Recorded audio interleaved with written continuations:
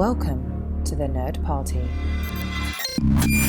Hello and welcome to this wonderful Between Takes episode of Missing Frames. I'm your host, Shawn Eastridge. I am here at Sundance, hanging out and being a super cool kid. Decide which part of that is true and which part is not. I'll leave it up to you. But I'm super thrilled to have two members of the Lessons From the Screenplay team here with me right now. We have my dear friend, Tricia Aurand. Hello, everybody. Hey, and my new best friend, Alex Calleros, whose name I promised I would pronounce correctly. How did I do? You did a great job. Thank you. Thank you, Alex. Thank you both. I appreciate you two coming out here. It is very to my own condo. To your own condo. Thank you very much. It's a big thing for all of us. It is cold outside, so it was a bit of an ordeal. It is, yeah. And this is, Tricia, this is your first Sundance. Yes. Alex, this is your second Sundance, and this is my first Sundance. How are we feeling so far, Tricia, as far as your inaugural experience? And Alex, how does this compare? It has been amazing.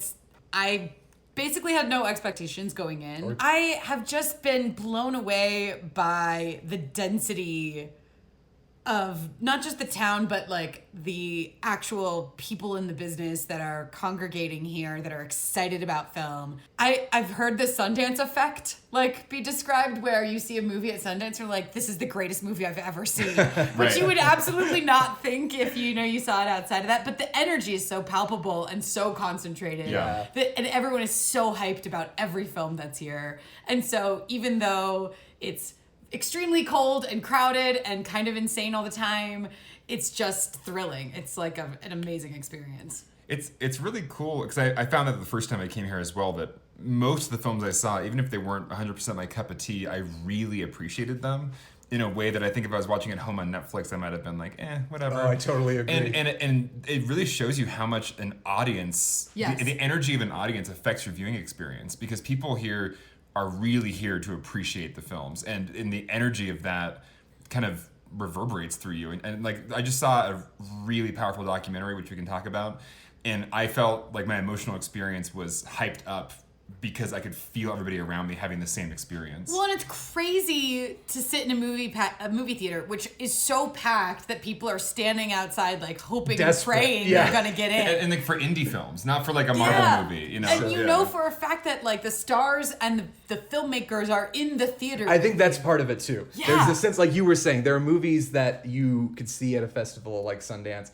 and you might not have loved it as much if you'd seen it on your own, but because it's like this whole celebratory thing, the filmmakers are in the audience, so there's this kind of added pressure of like, I want to make sure they know that I'm supporting them, even if I don't love this. But I think just the energy and the hype and enthusiasm of everyone being here to celebrate films, and to celebrate, like you said, these are like small indie films, and not like, as much as I love Star Wars and as much as I love the big budget stuff, some of the big budget stuff, it is like a celebration of the art form and kind of like preserving that. So it's very exciting. I can't imagine what it would take to get like a really bad reaction at some, you know what I'm saying? Oh, yeah. Like, because everything that I've seen, some of it I liked more than others, but it was still just like everyone's applauding, everyone's thrilled. Well, So in order to piss the audience off that much, you must I have no idea what it would be. Well, there are you read about like, walkouts at Sundance, walkouts at Cannes. So it's like, when's that going to happen? When am I going to see people start walking out? It's probably when a movie is really pushing the limits of something, where it's almost just, I personally do not want to expose myself to this movie any longer. And there are the midnight showings. There's a whole category of movie that's just called midnight, I think, right? Yeah, a exactly. little more. And those are edgy. the more edgy. There's one that's by David Cronenberg's son. Yeah, I've heard Which, about it. just the interesting. thumbnail for it looked really disturbing. I think it's called Possessor. But yeah, I find that at Sundance, there's also just this feeling of, the day is so packed because there's so many films showing all at once across all these different theaters. You're just kind of scrambling to get whatever you can. You're getting on wait lists, and so when you finally get to your movie, you kind of worked for it. And it's kind of like, wow, I feel so grateful that I got into this Sundance screening. And so that's another way that it feels more special. It's like, this movie may not come out until June or even later. But or now, like Oscar season. Yeah. But you feel like you're in the know about it. But I get it's like to- this movie that's coming out that no one else has gotten to see outside of this experience, and I get to kind of be the hype person for it. Absolutely. And then when the movie is really good and it finishes, and then you get to see the filmmakers come up and like I'm a filmmaker, and I have like a empathy with them of like, wow, how special would this be to finally show your movie to an audience for the first time ever, get this warm reaction and have that feeling. It's just a really special thing, and it's hard to replicate it outside of this kind of festival experience. Yeah. I went to a few world premieres, and those are the ones where you're like, so I went to The Glorias yesterday, which is Julie Taymor's new movie about Gloria Steinem, and the energy was crazy. It was in, I think, the largest theater here. So it was like in a 1,200. Which one is Eccles? that? Okay. Yeah, Eccles. I haven't been to Eccles yet. It's like a 1,200 seat It's theater. huge. It's Okay, it's enormous. huge. And Julie Taymor walked out on stage right before the movie came on. She's like, we finished this movie on Monday. And she's like, literally, we've shown it to no one. Yeah. And so it was that part of the experience where we were just like, it's that feeling of like, if I tweeted about this right now or whatever, I would be the first You are person, the right? person. Like, Yes. It's crazy to think that about a piece of media with it being most media being so overly accessible almost today. So, and then of course, at this particular screening, Gloria Steinem walked out after the movie on wow. stage, and like we had already been weeping through the whole thing because it's so inspirational. And then she just came out and was answering questions with Julie Taymor. It's that whole component of it is just wild. It's super surreal. Well, the surprise guest is also kind of a Sundance staple. I noticed a lot when last time I was here, you'd see a movie and you're like, oh, Ewan McGregor's not going to be here. And but this is like a later, they've already premiered it, so they're not going to stick around. And then Ewan McGregor will come out. He rappels down. He's got a lightsaber. It's like, what? And he's just swinging it around. He came to my screening of this? How special. But, and then on the documentary side, it can be really emotional when they have the Q&A afterwards, because often the subjects of the documentaries have come to Sundance. Yeah. And so, for example, I just came from a screening of Welcome to Chechnya, which is an HBO documentary coming out in June. And man, I think it's a must-see because... What's it about? So basically, it's about how in the region of Chechnya in southern Russia, there's basically this kind of like, Putin pawn, like strong man in charge of the region. And this kind of cascade of events has led to them basically routinely rounding up, torturing, and executing LGBT people. And like Horrifying. in almost... like it's getting to like genocidal thing where they're fleeing, they're trying to get out, they're going to Russia, but Putin doesn't, Putin is also anti-gay, so he's not they're not really Yeah. safe in Russia either. And this is like Russia, Chechnya. It's like there's these thuggish kind of police forces that will pursue you, will threaten your family, will threaten to kill your sister's kids. Like, oh my God. It's crazy. Yeah. And so it's a really inspiring story. It was very disturbing and shocking, but also very inspiring and beautiful, of these like organizations in Russia trying to smuggle them out and get them to like Europe and Canada. And of course, the US isn't really taking any visas right now under the Trump administration. Well, Tricia, you saw one as well. I saw Us an Kids. amazing documentary. Yeah. So a friend of mine was an executive producer on Us Kids, which I'm sure will be widely released soon. It has to be. But it's a documentary about, not really about the Parkland shooting, but more about what happened with the Parkland students immediately afterwards. Right. Which is something we all know because it's in the media still and it's happening now. The film focuses largely, though, on their movement in 2018 and how they got on a bus and drove across the country and were encouraging young people to vote and all of that stuff. And then they did the March for Our Lives and all of that amazing work that they were doing. The film is also so humanizing, where oftentimes in the media, this group of young people has just been one little sound snippet, right? Or just a little quote or whatever. They're kind of paraded out on stage. Exactly. And say your thing, and then... but the film is so much about their own trauma too, and how in doing all of this work, they're also sort of continuing to put themselves through trauma and expose their trauma in order to try to create something else and make a change. So inspiring. Again, everybody was just not a dry eye in the house. The audience stood up and cheered for almost 10 minutes after it was done. And then the Parkland students walked out on stage, which was wild. Yeah. It was just so inspirational and amazingly well done. I mean, incredibly produced. I remember when my friend who was the EP on it, Katie McNeil, went down to Florida and she was down there for however long. So yeah, that one I'm sure everyone will get to see really soon. It's called Us Kids. It's just It's phenomenal. I haven't gotten to see any documentaries. Does that make me a terrible person? Well, I would say, I often come to Sundance. I would say yes. Yes. I often come to Sundance really excited for a couple of the, the bigger name, not really even indie films that have like A-list stars in them. Sure. Like, I want to see that premiere. But then oftentimes my most powerful experiences end up being documentaries at Sundance, and there's so many good documentaries being made right now, and the best of them are coming out at Sundance. Mm-hmm. One last thing I'll say about Welcome to Chechnya, we had a similar experience where at the end of the movie, like the director and producer come up, you're like, okay, it'll be a Q&A with them.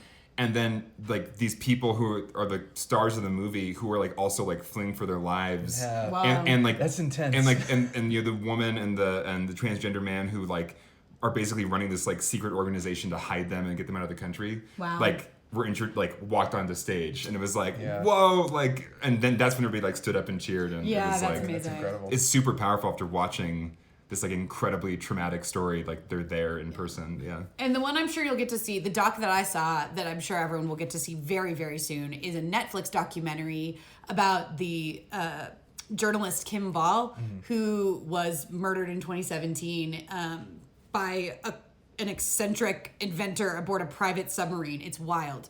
And that one I saw the first night that I was here. It's really, really well done. It's called Into the Deep. Okay. And so that's another one. If you like documentaries, I really want to recommend that one. It's really powerful and just horrifying. But it was definitely one of those things where the director was in the right place at the right time, because she was already doing a story on this inventor. And then this horrifying murder happened. So she started filming with him like 18 months before this happened. So she has, the footage she has is just surreal.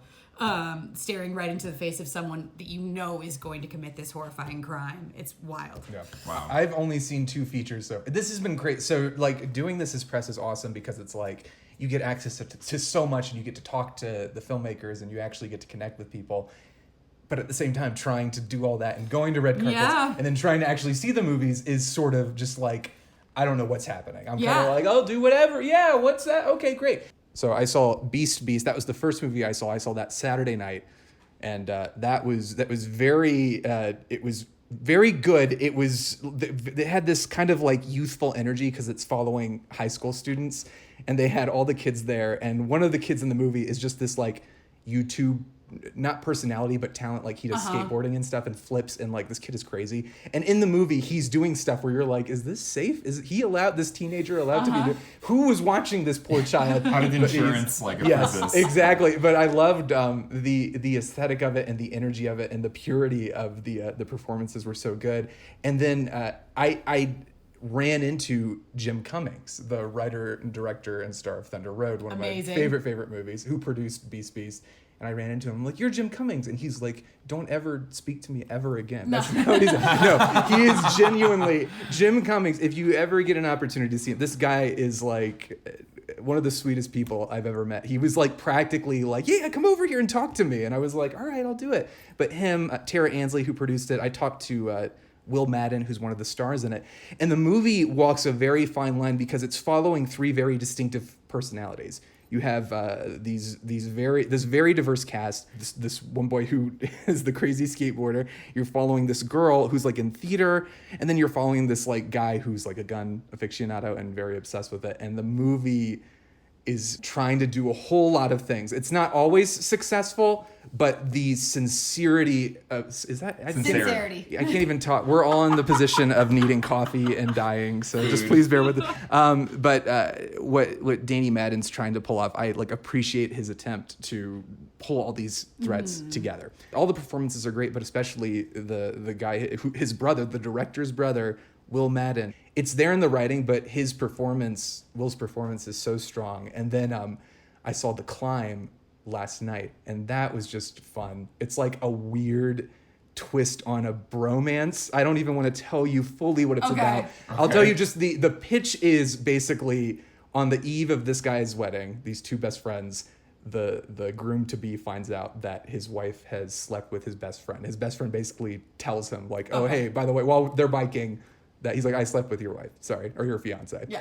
And the movie is so sincere, so funny, and does this very interesting examination of bromances in general. And I always love, but it dissects it in a way that's very fresh and feels very, it was not at all what I expected. I went into it expecting one thing and got something like almost better in a way than what I was hoping for.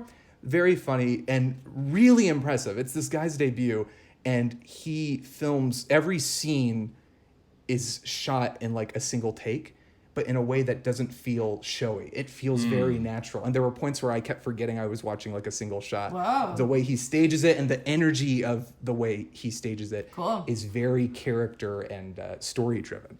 It's very impressive. We've talked a lot about that on our podcast recently, about long takes and when are they useful and actually like serving the experience of the material, and when are they kind of doing that showy thing where you're actually taken out of the movie by like, oh wow, look at how like long takey it is. I would encourage everyone to see this movie for a prime example. And it's his first feature. Like he'd made a short. I love, by the way, when Sundance premieres, first features, because it's so great. So often it's like, oh yeah, well this is like already a really established director. Like cool, it's premiering at Sundance, but like he doesn't need to premiere at Sundance. Yeah. He basically he made the short with his best friend. These two guys, they co-wrote it and then he directed it. And they made the short, and then they expanded it to a feature, and they brought it back. It's not in competition. They were just like, we premiered it at Cannes. We had such a great experience with Sundance that we wanted to bring it back here again. That's but awesome. I would encourage everyone. This is a prime example of like, you would think like, oh yeah, first time feature director wants to do everything in one take. It's probably the guy is out the gate with such confidence, and the way he pulls it off is really impressive. It is a really great example of how to do it. I haven't seen 1917. I know a lot of people are crapping on that movie because it's like, it's all about that. But like this movie is a really great example of doing it, but without Roger Deakins being so it's like without Roger Deakins. Yes, exactly. Considerable disadvantage. But that's like I've only seen these two films so far, and I've only been here for a couple days, and I'm hoping to see more during the week as things. I'm sure it'll be easier and easier. Yes. Yeah. We're both staying through Saturday, right? And so we'll have plenty of time. It gets a lot easier later in the week because people start going back to LA, and it gets less crowded. Yeah, the first weekend, as I understand, is just super crazy. And so we've nuts. just come through that, and it's like Monday afternoon right now when we're recording this. So I'm going to be here just for one more day, but I'm excited already to I'm going to see another one tonight. What are you seeing tonight? I'm going to try to go see a block of shorts tonight, which I'm really excited about because I feel like Sundance is one of those festivals where it's possible for a short to really make a splash and to really do something for potentially a new filmmaker's career.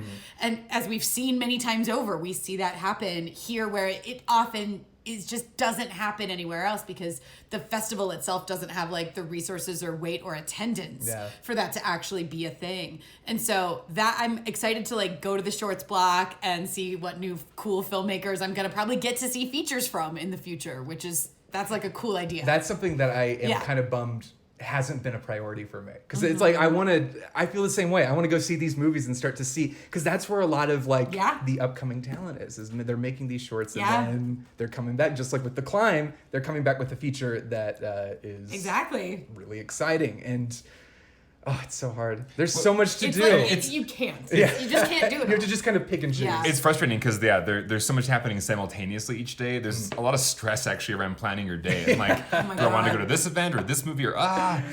Or which of these panels can I get into, or what of these parties should I stop at? And it's not clear sometimes what can I get into with just a credential? What do I need to be on a special list for, and how do I get on a special list for that? There's a lot of insidery stuff that is hard to navigate at Sundance, but that's just that's just how it Hollywood is. Stuff. So what else are you hoping to see while you're here?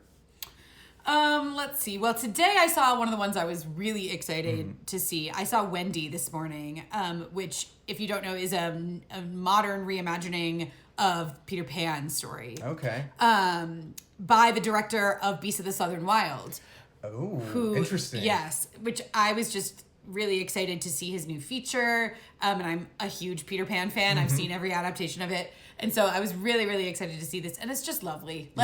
It's just so lovely. It's got all these young kids in it, and they're tremendous. The director of Beasts of the Southern Wild, Ben Zeitlin, I think is how we say his name, but he just obviously has such an amazing gift for working with young actors, and the performances he got out of these kids They're amazing. Is this his first movie since Beasts of the Southern Wild? Yeah, it's been a long hiatus. Yeah, right? I It's wanted, like a decade. I know. I wanted to see more from him after Beasts of Southern Wild, but I'm not sure what the story is. But there's been a long hiatus, and I'm happy he's Now back. he's back. Yeah, Maybe and he's he- pulling a Terrence Malick. He co-wrote this movie. He adapted it obviously from the original novel with his sister, and so they both got up and they were talking about how just they, when they were first started filmmaking, as it is for all of us, they experienced like such euphoria, right? Or just like there's sort of this like utopic like sense of play and creation, and it's just like this lovely experience of getting to like play.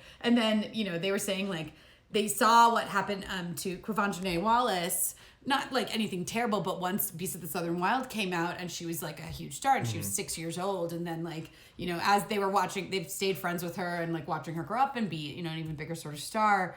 They were saying like they kind of felt similar like sort of growing pains where they didn't get to like play in the way that they used to, and so they wanted to do something else where they could just like take a pretty small budget, go back, work with children. They went, of course, shot a lot in their home state, which is Louisiana, near New Orleans. But yeah, it's really, really clever, interesting, grounded, but like still really magical reimagining of that story. That was one of the ones I was most excited to see. Cross all of our fingers, we're gonna try to go see Tesla tonight. Ooh, At Tesla. the very least, trying to hit up that red carpet. Yeah, and exactly. Trying to say, hey, Ethan, and just look at, and he'll know. We'll look at him and he'll be like, I know. He'll be like White Fang, right? Can you please tell Tricia? Can you please tell the White Fang story? Yes. Okay.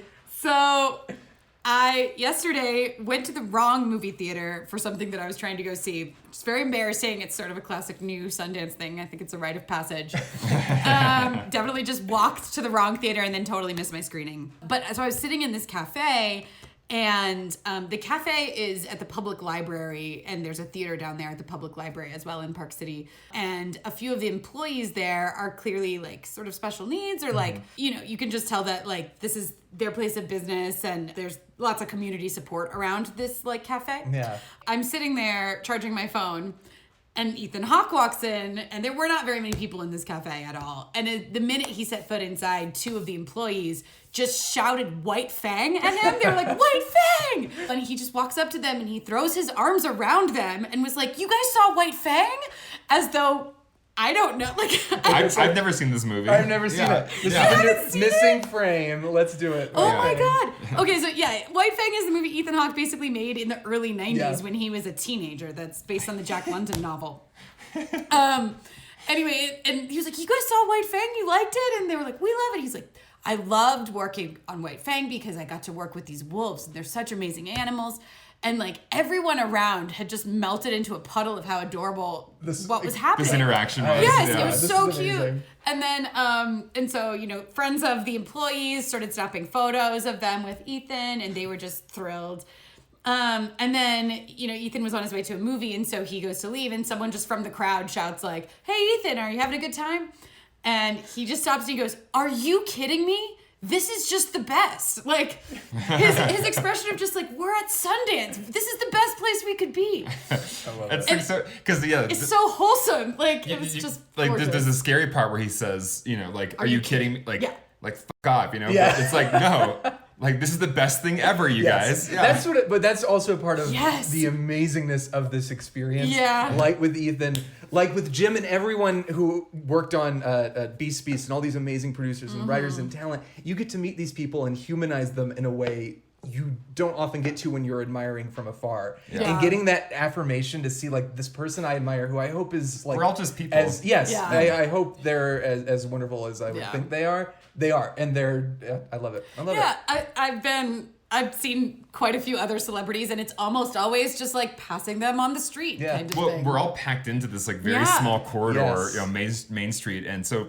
it's not like LA where you're all spread out in your separate neighborhoods. We're just all in one small tiny One place. street, yes. And so many people from Hollywood are here. I And saw Toni Collette. I walked by her. I saw her too. What's her name? Camilla. I can't remember her last. From Riverdale. She plays Veronica in Riverdale. Oh, yeah, yeah. And then I don't remember this guy's name, but the guy who plays Kevin Tran in Supernatural, who's like a fan favorite character, and Supernatural is just a wonderful show. One of my favorite celebrities that I spotted was Viggo Mortensen. I walked right by him, like as soon as I got off the bus to get to Sundance, like he walked by me. I'm like, I'm here. I made it. Tricia has another one. Yeah, very similar. I'm standing at the baggage claim at Salt Lake City, and I look like literally right next to me. I look over, and it's Ben Whishaw. That's just in there, who I love so much. And he's Paddington. How can you not love Paddington? Right? Cloud Atlas. Yeah, Mary Poppins Returns, and yes. of course James Bond films. Yep. Yeah. But yeah, it's amazing to me how like we get this a little bit in LA, where if you see someone from the corner of your eye, your brain. It's funny how instantly recognizable celebrities are, even when you don't get a really good look at them, or they're bundled in like 20-degree weather clothes or whatever, and your brain immediately goes like, "Oh, that's so and so," and then you do the second guess thing, where like obviously it can't be, but it definitely is. Yeah, that's happening all the time. It happens constantly, where your brain's like, and that as well as. I definitely know that person. I can't place what I know them from, or that kind of thing. Or have I just seen them 8 times around Park City? Right. Yeah. That experience as well.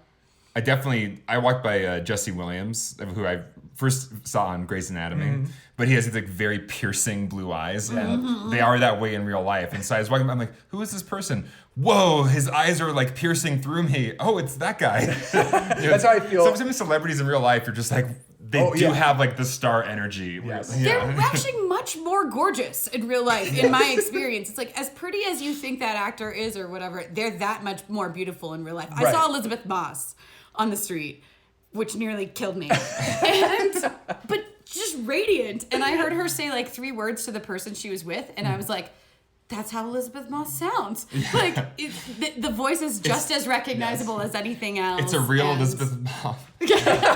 out in the wild. Moth and Moss. All out We're in the tired, you guys. Yeah. So, Alex, what other movies are you looking forward to? I have some on my calendar for tomorrow that I want to see. Let me remember what they are. Horse Girl, I want to check out. I love the Duplass brothers and everything they're doing with indie film. I think their kind of ethos of just trying to support, just interesting, quirky stories. I appreciate. Did they their niche. do Jeff Who Lives at Home? I think so. Okay. That's kind of in their wheelhouse. Yes. Yeah. If it wasn't them, it's their kind of movie. Yeah. Okay. But I saw the trailer for Horse Girl, and I didn't really know what to make of it at first, but it kind of got more and more surreal and bizarre by the end of the trailer, so now I'm really excited. It's kind of maybe about UFO abductions, or maybe she's crazy. So that one I'm looking forward to. I'm also seeing The Social Dilemma tomorrow. Oh, nice. And that I mean, so it's probably nothing that I don't already know about how social media is destroying everything, but if there's a really good doc about it, then I'm sure I'll enjoy that.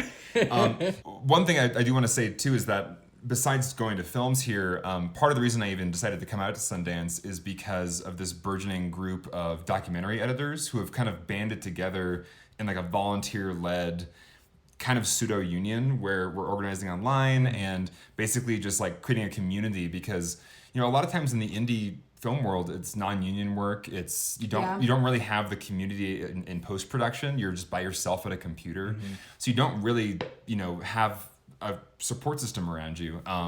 And so it's been really awesome to see this like independent documentary community come together. Yeah. And they're throwing events. We're going to have a little mixer with producers tonight. We are going to have like other just ways to meet other people in the doc community, get work. And it's just cool that Sundance provides those spaces as well. It's not just for movies. It's also for like the larger film community, the independent community to come together and like further our careers. Yeah, so that's awesome. Yeah. I'm hoping I think the 40-year-old version is like my hill to die on this year, because that was the first thing I tried to see and I couldn't get in. Then I tried to go to the press and industry screening and I couldn't get into that. So now it's like, all right, I have to see this. You have to see it. This is Rada Blank, and it's like very like there's a lot of buzz around it, and I love. It's just I'm gonna get the details wrong, but it's basically a woman in her 40s who has been like trying to make it as a theater director or as an actor, and she kind of rediscovers her love of rapping. So she starts to go back into her rap career, trying to make her rap career work, and then finding the balance between these two lives. I just love the concept of it. And I got to talk to all the actors on the red carpet, and it was just so to talk to all of them. And they're all like some of them have been working for a little while, but it's clear that for most of them, this is like a big event. Like they're not used to going to Sundance. They're not used to Yeah. being in a movie that people are talking about. exciting, yeah. So to get to talk to all of them, that just made me more excited. And then they're like, are you seeing the movie? And I'm like, I can't. It's everyone's been seeing it except for me. But just seeing that. And I love, it's really cool. They talked a lot about it, but the amount of diversity behind the camera and in front of the camera, to hear them talk about it and to be so excited about it is really cool. So that's the movie. I'm like, I've got to try to see this. I really want to see Be Water, the Bruce Lee documentary, the Natalie Wood documentary. Those are a couple I'm hoping to the catch. Natalie Wood doc is one What I else wanted is to going see. on? Downhill. I would like to see Downhill with Will Ferrell and Julia Louis-Dreyfus. What else? There's so much going on. Tesla, of course. There's too many. Like, There's way too many. I've lost track. Yeah. I tried like crazy because, I write mostly historical dramas. So I'm obviously so excited about Tesla for that reason.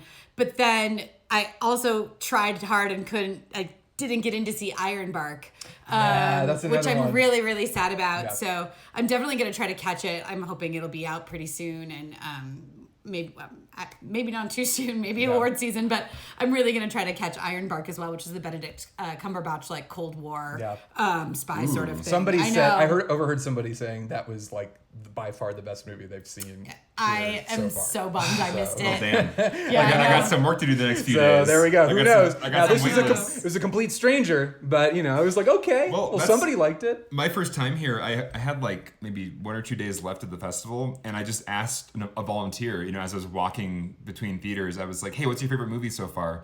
And she recommended a movie called Incendie. It looks like Incendies in English, but it was a early film at that point. It was 2011 by Denis Villeneuve, who went on to make Prisoners, Blade Runner, all these amazing movies, Arrival. And so I got to like be on the ground floor of like one of his earlier films, and it was amazing. I was like, who is this guy? Yeah. Who is this filmmaker? Because he's making like this film feels like a classic movie, the way like Children of Men feels like a classic movie being made now.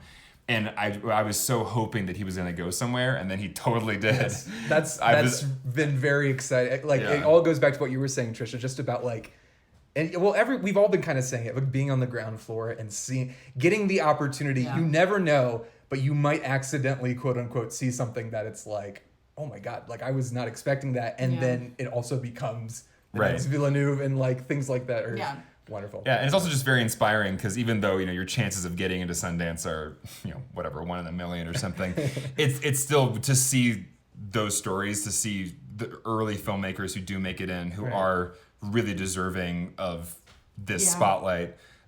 It's very inspiring and makes you want to keep going. But their chances were 1 in a million too. So it's like they're in the same position and they're finally like, we did it. Yeah. So to feel like you're a part of that celebration, I think is really special. I will say though, as amazing as it has been, and I have absolutely no regrets about any of the way that I've done this, I would do it totally differently. So I'm thinking I would love to come back next year, but I would approach it really differently. I kind of made my decision to come at the last minute, and that's part of the reason that like I don't have very many tickets, so I'm doing a lot of waitlisting, which honestly has worked well for me, but it is a crapshoot, And so like I've been lucky. I was actually number 1 on a wait list at one point. This like it's sort of like my accomplishment of the weekend. You're guaranteed in. Yeah, no, exactly. And it was for Us Kids, which was like I said, I think maybe my favorite thing that I've seen. But I would just plan it much more in advance. I would like think about transportation differently. I would think about scheduling differently. Like I haven't gotten to see any panels, and I probably won't at this point.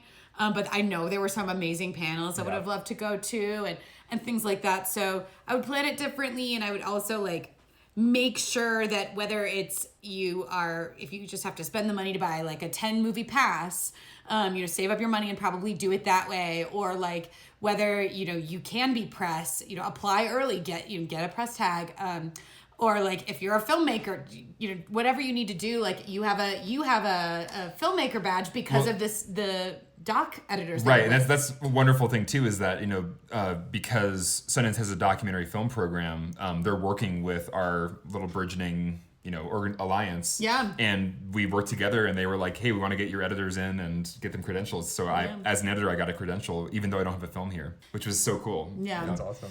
So I would absolutely, if anyone is thinking of coming, like recommend planning well in advance and figuring out how it is that you're going to get into those spaces where you're going to be able to see at least some of the things you want to see, but also that you're going to be able to meet some of the other people that are your peers. Yeah. If you are a filmmaker or in any way involved in the industry, whoever your peers are, those are the people you want to meet here, because most of the people that I've met are in New York or Atlanta, or they're in San Francisco, or they're from, like Australia, whatever that is. And so you're not going to get to meet them very easily somewhere else. But when you're in Park City, this is a tiny town, and they are very accessible if you can find a way to attend the event that is most meaningful to your niche of the industry, whatever that is. And also just accept the fact that you're not going to be able to do everything. Yeah. Kind of Pace just yourself.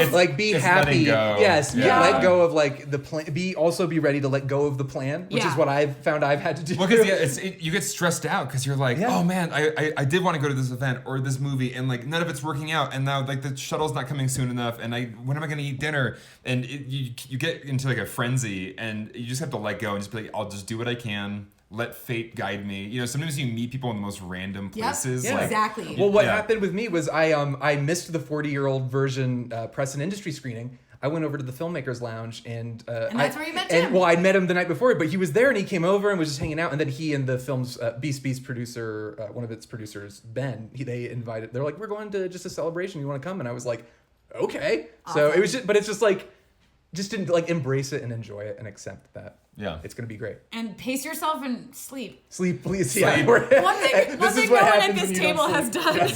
Yeah, sleep and also eat, because it's actually it's really hard to find time for meals when you're trying to run around it's kind of spread out, and you have to take these shuttles around, and so I feel like I've been kind of malnourished with lots of protein bars. Everyone's eating coffee. protein bars constantly. Free snacks at various lounges. Well, this has been fantastic, Tricia and Alex. Thank you so much. And if the Thank you, Shawn. if the good people at home want to find you, can you tell them about this itty bitty podcast and this itty bitty YouTube channel that you two are working with? Yeah, so we both write for Lessons From the Screenplay, which is a video essay channel that breaks down screenwriting and amazing movies. We get to basically break down things we love about the coolest movies that there are in terms of screenwriting. And then we also have a deep dive that we can do into all of that stuff, which we do on our podcast, which is called Beyond the Screenplay. We also love hearing directly from listeners and stuff like that. Yeah. So you can also tweet at us too. I'm at Tricia Jean A on Twitter.